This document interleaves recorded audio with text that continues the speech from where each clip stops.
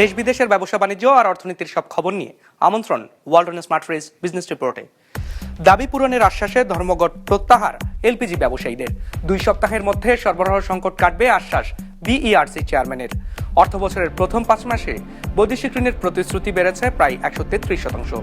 রাজস্ব আয় কমায় ঋণের পরিমাণ আরও বাড়বে মত বিশ্লেষকদের। দেশে এখনো 70% লেনদেনই নগদ অর্থে।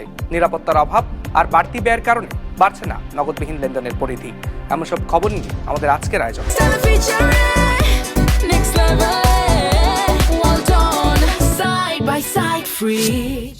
এখনো বন্ধ হয়নি এলপি গ্যাসের সিলিন্ডার বিক্রিতে নৈরাজ্য। চাহিদার তুলনায় কম সরবরাহ, সেই সাথে ডিলারদের কমিশন বাড়ানো সহ বিভিন্ন দাবি সংকট আরও বাড়িয়েছে। এমন অবস্থায় যৌক্তিক দাবি পূরণের আশ্বাসে পূর্ব ঘোষিত ধর্মঘট প্রত্যাহার করেছেন ব্যবসায়ীরা। আর 2 সপ্তাহের মধ্যে এলপি গ্যাসের সরবরাহ স্বাভাবিক হবে বলে আশ্বাস দিয়েছেন বাংলাদেশ এনার্জি রেগুলেটরি কমিশনের চেয়ারম্যান। মাশরুক রাহাতের রিপোর্টে বিস্তারিত। দেশে প্রতি মাসে এলপি গ্যাসের চাহিদা রয়েছে সর্বোচ্চ 1,40,000 টনের মতো। তবে গেল কয়েক মাস ধরে আমদানি হচ্ছে 96,000 থেকে 1,27,000 টন। ফলে বাজারে চাহিদার তুলনায় সরবরাহ কিছুটা কমেছে। এই সুযোগে প্রতি 12 কেজি গ্যাসের সিলিন্ডার নির্ধারিত 1,300 টাকার জায়গায় বিক্রি হচ্ছে 2,400 টাকা পর্যন্ত। এতে চরম ভোগান্তিতে পড়েছেন ক্রেতারা। 1 ঘন্টা ধরে যত দোকানে গেলাম সব দোকানেই না, এ বলতেছে আরেক জায়গায় যান, এ বলতেছে আরেক জায়গায় যান। কোম্পানি থেকে গ্যাস দিতেছে না, তার 10 দিন ধরে মানে গাড়ি গিয়ে বসে রয়েছে। সরকারে কইছে 1300 টাকা, আর দোকানে গেলে বলে 2500 টাকা 2200 টাকা, এর নিচে দেয় না, থাকলেও কয় নাই গা। ডিলারদের কমিশন বাড়ানো, অনিয়মের বিরুদ্ধে অভিযান বন্ধ সহ বিভিন্ন দাবিতে আন্দোলনে সংকট আরো বেড়েছে। আজ বাংলাদেশ এনার্জি রেগুলেটরি কমিশন বিইআরসির সঙ্গে বৈঠকের পর ব্যবসায়ীরা জানান, বাজার বিবেচনায় নির্ধারিত দামের চেয়ে 200 টাকা বেশিতে 12 কেজি সিলিন্ডার বিক্রি করবেন তারা। আমরা আশা করি যে এই অভিযানও আমাদের থাকবে না। আমরা আমাদের যে কর্মসূচিটা ছিল আমাদের অনির্দিষ্টকালের জন্য, এখন থেকে আমরা এই কর্মসূচি স্থগিত করব। 1306 টাকা আমাদের কিনতে হয়, আমরা 1306 টাকা আমরা ভোক্তাদের গ্যাসটা আমরা দিতে পারবো না। ভোক্তা পর্যায়ে 1500 টাকা হইলে আমরা করতে পারবো, এবং আমরা নিজেরা সারা বাংলাদেশে যা আছে সব জায়গায় আমরা তদারকি করব। বিইআরসি চেয়ারম্যান জানিয়েছেন, এরই মধ্যে আমদানি প্রক্রিয়া সহজ করা হয়েছে। 2 সপ্তাহের মধ্যে কেটে যাবে সরবরাহ সংকট। জাহাজের ঘাটতির জন্য যদি সরবরাহ লাইনে কোনো সমস্যা থাকে, আমরা এ বিষয়ে লোয়াবের সঙ্গে কথা বলেছি এবং লোয়াবকে অনুরোধ করেছি দ্রুত জানুয়ারি মাসে আমদানি বাড়ানোর জন্য। ফেব্রুয়ারিতে রোজা শুরু হবে, এই সংকট আশা করতেছি এই মাসের 2য় সপ্তাহের মধ্যে কেটে যাবে। এদিকে এলপিজি আমদানি ও দেশীয় উৎপাদনের ক্ষেত্রে ভ্যাট ও আগাম কর কমাতে জাতীয় রাজস্ব বোর্ডকে চিঠি দিয়েছে জ্বালানি বিভাগ। মাশরুক রাহাত, বিজনেস রিপোর্ট, মাছরাঙ্গা টেলিভিশন। দেশে বেড়েছে বৈদেশিক ঋণের প্রতিশ্রুতি। জুলাই থেকে নভেম্বর এই 5 মাসে বেড়েছে 133% পর্যন্ত। এই সময়ে 26% পর্যন্ত বেড়েছে অর্থ ছাড়ের পরিমাণ। অর্থনৈতিক সম্পর্ক বিভাগের হালনাগাদ প্রতিবেদনে এমন তথ্য উঠে এসেছে। একই সময় বেড়েছে বৈদেশিক ঋণের সুদ আসল পরিশোধের চাপও। সামনে যা আরো বাড়বে বলে মত বিশ্লেষকদের। আর সরকারের রাজস্ব আয় কমায় বাড়ছে ঋণের পরিমাণও। অভ্যন্তরীণ উৎস থেকে রাজস্ব আদায়ের পাশাপাশি বিভিন্ন ব্যয় নির্বাহের জন্য আন্তর্জাতিক সংস্থা থেকে ধার করে থাকে সরকার। ইআরডির হালনাগাদ তথ্য মতে 2025-এর জুলাই থেকে নভেম্বর এই 5 মাসে সরকার বিভিন্ন ঋণদাতা প্রতিষ্ঠান থেকে নতুন করে ঋণের প্রতিশ্রুতি পেয়েছে $121 কোটি। আগের বছর একই সময়ে যা ছিল $52 কোটি। সে হিসেবে বছরের ব্যবধানে বৈদেশিক ঋণের প্রতিশ্রুতি বেড়েছে 133%। একই সঙ্গে বেড়েছে অর্থ ছাড়ও। 2025-এর শেষ 5 মাসে ছাড়ের পরিমাণ 26% বেড়ে দাঁড়িয়েছে $191 কোটি। বর্তমান অবস্থায় সরকারি ব্যয় মেটানোর জন্য কিছু ঋণ ছাড়া তো অন্য কোনো উৎস সরকারের সামনে তেমন কিছু নেই।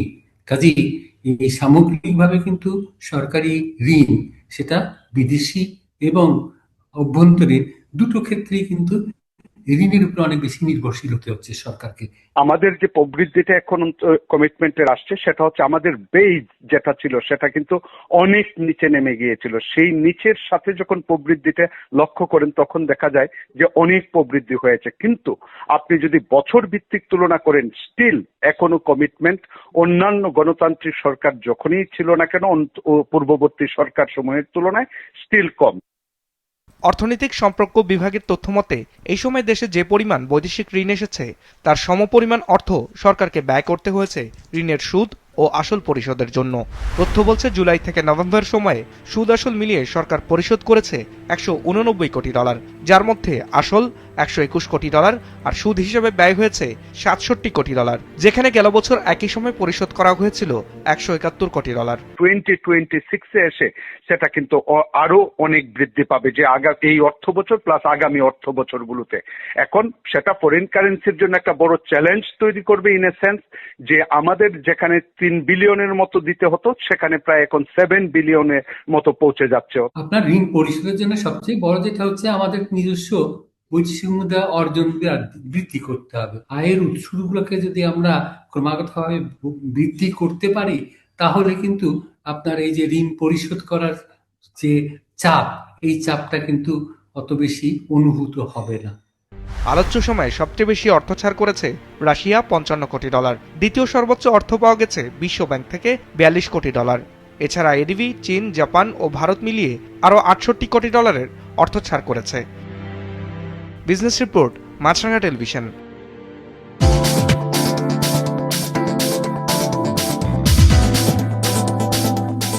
ইতিবাচক ধারায় শেষ হয়েছে ঢাকার শেয়ার বাজারের লেনদেন।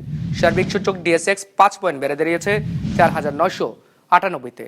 হাত বদল হয়েছে 429 কোটি টাকার শেয়ারের মালিকানা। লেনদেনে অংশ নেওয়া প্রতিষ্ঠানগুলোর মধ্যে দর বেড়েছে 125টির, কমেছে 183টির, আর অপরিবর্তিত আছে 83টির দর।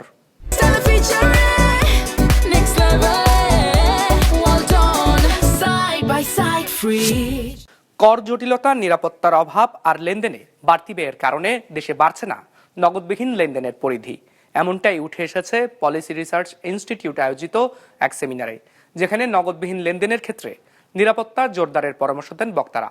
এজন্য বিনিয়োগ বাড়ানোর পাশাপাশি সংশ্লিষ্ট পক্ষগুলোর সমন্বয়ে একটি কার্যকর রোডম্যাপ তৈরির তাগিদ উঠে আসে আলোচনায়। দেশে যত লেনদেন হয় তার 70%ই নগদ টাকায়, বাকিটা ক্যাশলেস বা নগদবিহীন, যার বেশিরভাগই করা হয় মোবাইল ফাইন্যান্সিয়াল সার্ভিস বা এমএফএস এর মাধ্যমে। তথ্য বলছে এমএফএস ব্যবহার করে দেশে এমন সক্রিয় গ্রাহক রয়েছে 87.1 মিলিয়ন বা 9 কোটির মতো, যাদের মাধ্যমে প্রতিদিন লেনদেন হয় 5,833 কোটি টাকা। এজন্য গ্রাহকদের যে খরচ গুনতে হয় তা অন্যান্য দেশের তুলনায় বেশি। ডিজিটাল রেডিনেস ইন্ডেক্স দেখেন, প্রত্যেকটা গ্লোবালি নোন ইন্ডেক্সে বাংলাদেশের পজিশন চায়না, ইন্ডিয়ার থেকে পিছিয়ে। তথ্য বলছে গেল এক দশকে বিশ্বব্যাপী ডিজিটাল লেনদেন বাড়লেও পিছিয়ে রয়েছে বাংলাদেশ। নগদবিহীন লেনদেন উৎসাহিত করতে বাংলা কিউআর কোডের ব্যবহার বাধ্যতামূলক করা হলেও এর ব্যবহার দেখা যায় না খুব একটা। এর সাথে টার্নওভার কর জটিলতা আর ডার্ক ওয়েবে সহজলভ্য তথ্য আর প্রযুক্তিগত ঘাটতিও নগদবিহীন লেনদেনের বড় বাধা বলে উঠে আসে আলোচনায়। টার্নওভার ট্যাক্স যতদিন থাকবে ততদিন পর্যন্ত আমি আসলে যত চেষ্টাই করি, আমি যদি free of cost digital platform তৈরি করি যে টাকা পাঠাতে কোনো খরচ হবে না, তাহলেও আমি করব না। কারণ আমি আজকে যে টাকাটা ট্যাক্সটা দিচ্ছি, যদি সবটাকে আমি ডিজিটাল করি এবং আমাকে টার্নওভার ট্যাক্স দিতে হয়, সেটা অনেক বড় একটা পেইন হয়ে যাবে। আমার প্রত্যেকটা রিটেলে এবং প্রত্যেকটা জায়গাতেই আমি দেখেছি যে এই ক্যাশলেস ট্রানজাকশন করার জন্য সেই টুলসটা নেই। সেটা যে কিউআর কোড হতে পারে, সেটা ডিজিটাল ব্যাংকিং হতে পারে, সেটা এমএফএস হতে পারে, কিন্তু এই জিনিসটা এনকারেজ করা হয় না বিভিন্ন কারণে। এমন অবস্থায় ডিজিটাল লেনদেনকে এগিয়ে নিতে বিনিয়োগ বাড়ানোর পাশাপাশি লেনদেন নিরাপদ করার পরামর্শ উঠে আসে অনুষ্ঠানে। তাগিদ দেওয়া হয় সরকারি সেবা ডিজিটাল করা আর নগদবিহীন লেনদেনের বড় ব্যবসায়ীদের অন্তর্ভুক্ত করার। আর তা করতে বাংলাদেশ ব্যাংক, এনবিআর সহ সব পক্ষকে নিয়ে গ্রহণ করতে হবে সম্মিলিত উদ্যোগ। এখন রেগুলেটরের জন্য সময় হয়েছে যে শুধু এসি রুমে ঘূর্ণায়মান চেয়ারে বসে একটা কনসেপ্ট পেপার দায়ের করিয়ে সেটা ইমপ্লিমেন্ট করার চাইতে রিসার্চ যারা করছেন, যারা ফিল্ডে যাচ্ছেন, দ্যাট ইজ একদম স্টেক হোল্ডারদের, গ্রাসরুট লেভেলের স্টেক হোল্ডারদের ফিডব্যাক নিয়ে আসছেন, তাদের সেই রিসার্চের সাথে কাজ করে একসাথে জয়েন্টলি একটা ওয়ে আউট বা রোড ম্যাপ তৈরি করা। তথ্য বলছে নগদ টাকা ছাপাতে বছরে ব্যয় হয় 20,000 কোটি টাকা। নগদবিহীন লেনদেনের পরিধি বিস্তার করতে পারলে যা কমে আসবে, সেই সাথে সহজ হবে সামাজিক লেনদেন। এজন্য দেশের জনগোষ্ঠীকে শতভাগ স্মার্টফোন ব্যবহার নিশ্চিত করতে হবে বলেও উঠে আসে আলোচনায়। Ranjibul Mizan, business report, Maasranga television. নানা সীমাবদ্ধতার মধ্যেও ঘুরে দাঁড়াচ্ছে দেশের দক্ষিণাঞ্চলের চিংড়ি রপ্তানি খাত। চলতি অর্থ বছরের প্রথম 6 মাসে চিংড়ি ও সাদা মাছ দুটোরই রপ্তানি ও আয় বেড়েছে আগের বছরের একই সময়ের তুলনায়। তবে রপ্তানির জন্য চাহিদা মতো মাছ না পাওয়ায় খাতটি এখনো পুরোপুরি স্থিতিশীল হয়নি বলে জানান রপ্তানিকারকরা। এস এম মিলানের ক্যামেরায় মোস্তফা জামালের রিপোর্ট। দীর্ঘদিন নেতিবাচক ধারায় থাকার পর 2023-24 অর্থবছর থেকে দক্ষিণাঞ্চলের চিংড়ি ও সাদা মাছ রপ্তানি খাতে ধীরে ধীরে ইতিবাচক পরিবর্তন দেখা দিতে শুরু করেছে। মৎস্য অধিদপ্তরের তথ্য অনুযায়ী 2025-26 অর্থবছরের প্রথম 6 মাসে দক্ষিণাঞ্চল থেকে চিংড়ি রপ্তানির আয় 2024-25 অর্থবছরের একই সময়ের তুলনায় বেড়েছে $4 মিলিয়ন। হিমায়িত চিংড়ির কথা চিন্তা করলে 24-25 অর্থ বছরে দেখা যাচ্ছে যে প্রায় 11,319 মেট্রিক টন রপ্তানি হয়েছে। সেই জায়গায় এই অর্থ বছরের ডিসেম্বর পর্যন্ত আমাদের 11,273 মেট্রিক টন চিংড়ি রপ্তানি হয়েছে। যদি আমরা বেলুর কথা চিন্তা করি, গত অর্থ বছরে আমাদের দেখা যাচ্ছে আমরা $118 মিলিয়ন রপ্তানি আয় করতে সক্ষম হয়েছি। একই সাথে এই অর্থ বছরে আমরা $122 মিলিয়ন রপ্তানি আয় করতে সক্ষম হয়েছে। একইভাবে বছরের ব্যবধানে হিমায়িত কুচিয়া, কাঁকড়া সহ সাদা মাছের রপ্তানি আয়ও বেড়েছে $7.5 মিলিয়ন বেশি। 25 চিংড়ি বাদে অন্যান্য রপ্তানি আইটেমগুলো আমরা দেখি, দেখা যাচ্ছে যে 6,846 মেট্রিক টন আমরা রপ্তানি করতে পেরেছি 2024-25 এবং 25-26 এসে দেখা যাচ্ছে 8,978 মেট্রিক টন আমরা আসলে রপ্তানি করতে পেরেছি। অর্থাৎ দেখা যাচ্ছে যে অন্যান্য যে মৎস্য পণ্য প্রায় 2,000 মেট্রিক টন আমরা গত অর্থ বছরের চেয়ে এবার বেশি করতে পেরেছি। আয়ের পরিমাণ বাড়লেও নিয়মিত চিংড়ি ও সাদা মাছের সংকটে হিমায়িত মৎস্য শিল্প ক্ষতিগ্রস্ত হচ্ছে বলে জানান রপ্তানিকারকরা। 4 লক্ষ মেট্রিক টন উৎপাদনের যে সক্ষমতা, ওই সক্ষমতা অনুযায়ী র মেটেরিয়ালস না থাকায় 70% কোম্পানি বসে গেছে এবং 30% কোম্পানি চলছে। এর ভিতর 2-4 জন খুব ভালো করছে, যাদের ক্যাপাসিটি বেশি, আর্থিক সক্ষমতা বেশি, তারা ভালো করছে।